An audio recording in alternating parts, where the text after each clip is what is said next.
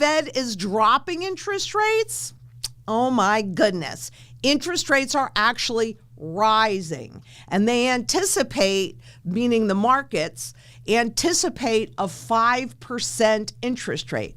Why does that matter? Because it means that all of this new money gets a whole lot more expensive, and we have this huge debt wall that is coming due, because what they're trying to do is hide the truth and lie and lie and lie some more. You know what doesn't lie? Physical gold and silver in your possession. That doesn't lie. It runs no counterparty risk. Since September, the Federal Reserve has reduced its primary interest rate by a percentage point. This move aims to provide the economy with breathing room after the Fed raised the federal funds rate to a 20-year high to cool the economy and curb inflation. However, the Fed recently cautioned that it may only implement 2 interest rate cuts in 2025, revising its earlier projection of 4 cuts. Meanwhile, Wall Street traders are increasingly skeptical, questioning whether the Fed will lower short-term interest rates in 2025. Lynette Zang, an economist with market experience dating back to 1964 as a student, banker, stockbroker, and precious metals and currency analyst, observes a critical disconnect between the Federal Reserve and market forces. While the Fed is lowering interest rates, market-driven interest rates are rising. She warns of the systemic risks posed by derivative markets, highly leveraged and opaque financial instruments tied to interest rates, whose hidden movements can lead to significant disruptions before they become apparent. The United States is heading down an unsustainable fiscal path characterized by growing and persistent deficits. In 2024, public debt stood at 98% of gross domestic product, GDP. However, by 2029, the gap between spending and revenues and higher interest payments is expected to push federal debt beyond the nation's historical peak of 106%, which occurred after World War II. Lynette underscores that manipulative metrics like inflation-adjusted or GDP relative debt measures mask this unsustainable debt growth relative to GDP. However, she asserts that physical gold and silver held in your possession offer a truthful and reliable hedge against the risks of the current financial system. Join us as we dive into the video for a deeper look. Don't forget to subscribe and click the bell icon to stay informed about our latest updates. Fed is dropping interest rates? Oh my goodness. Interest rates are actually rising, and they anticipate, meaning the markets, anticipate a 5% interest rate. Why does that matter? Because it means that all of this new money gets a whole lot more expensive, and we have this huge debt wall that is coming due. It's also critical because what we're looking at is the Treasury market, which is the global foundation of the financial system. So if there's problems in the Treasury markets, there's problems globally. Do not make a mistake about that. The 10-year Treasury and the 10-year gilt, which is the British sovereign bond, and you can see that they are both spiking. This is a huge problem, but what can you do about it? Well, the first thing that struck me is the extent to which 10-year bond yields have increased. Just as many central banks on a global level are lowering the interest rate. That is a battle royale between the markets and the central banks. But the real problem is really in all of those derivative, those big bets against interest rates that in that completely opaque market, we can't see it coming. So you need to make sure that you have your sound money strategy in place.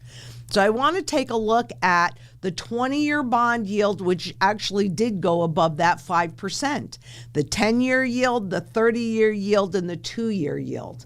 So you remember I told you that when the yield curve inverts, so the lower, the shorter term bonds interest rate is higher than the longer term bonds interest rate, that indicates a recession, typically 12 to 18 months. The real danger comes back in when it reverts, which it has. I showed you that.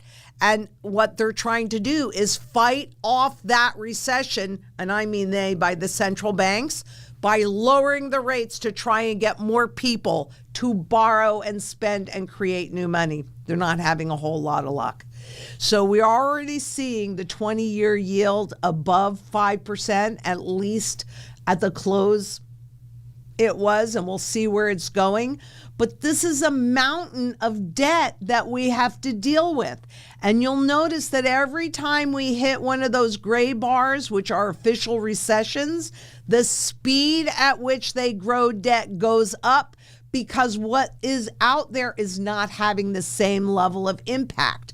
There we were in the first quarter of 2020, and this is just the federal debt held by the public. It's not all of it, but you can see how much more rapidly that debt is growing, and they're trying to do it again. And the markets are going, yeah, you're going to do it at a much higher interest rate, which means all that debt costs that much more.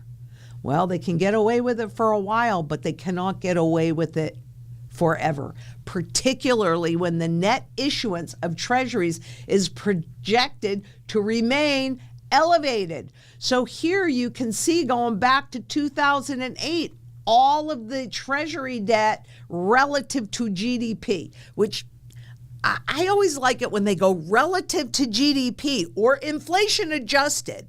What they're trying to do is hide the truth and lie and lie and lie some more. You know what doesn't lie? Physical gold and silver in your possession. That doesn't lie. It runs no counterparty risk. The Federal Reserve's influence over interest rates affecting the stock market, particularly the 10-year Treasury yield, is limited. While the Fed sets the federal funds rate, a short-term rate guiding overnight borrowing between banks, it has less direct control over longer-term rates like Treasury bonds, shaped primarily by market dynamics. Concerns about the sustainability of U.S. federal debt, growing deficits, and inflationary pressures are driving Treasury yields higher, indicating a prolonged bear market for bonds. In this environment, gold emerges as an attractive safe haven asset, protecting against economic uncertainty and market volatility. Lynette Zang highlights that gold has historically maintained a low correlation with major fixed income indexes, including T-bills and global bonds. As a result, when traditional markets like bonds and stocks experience declines, gold often moves in the opposite direction, offering a reliable hedge against market volatility and downturns. Now, let's redirect our attention to a video. What do people look at? That's the key in here. They watch the stock market. If for some reason you open your 401k statement or your IRA, your retirement statement, and everything looks okay, or hey, it goes up, you feel richer, you feel safer, when what's really happening, I wish that would happen in the Fed. What's really happening is that they want to inflate the value away when we're already basically at zero. But if inflation picks up, the conversation should move to hikes, interest rate hikes, which could be in play.